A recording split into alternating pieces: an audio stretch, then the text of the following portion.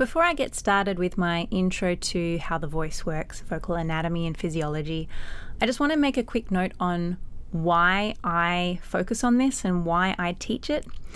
I went through a life of singing lessons where I was not really told why I was supposed to be doing the exercises I was doing. It was sort of the master apprentice model of do as I say because this is how we do it.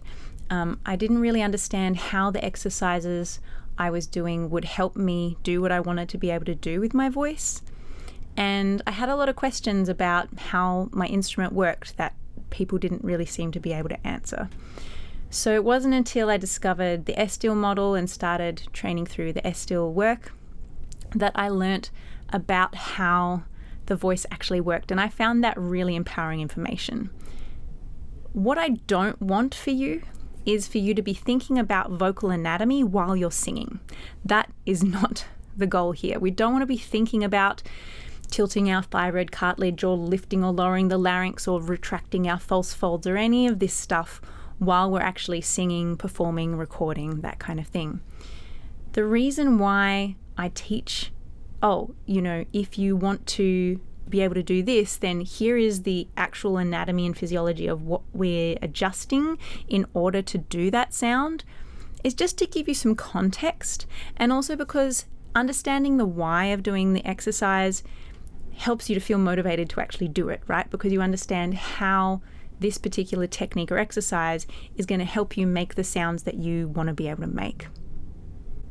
So before I teach you an exercise, I'll explain why I'm teaching you this exercise, how it affects your vocal instrument, what's happening in there, that this particular approach, this particular technique or exercise, how it affects your voice and how that's going to help you do the things you want to do.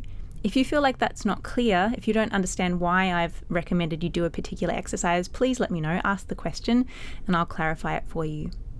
But once you understand that information, then you can use the different cues and triggers to help you find, which silly animal noise helps you do the thing that we're trying to do with your voice, which in turn will then be practiced on some kind of little exercise, which can be the exercise that I give you, or it can be some kind of exercise that you make up based on the exercise I've given you.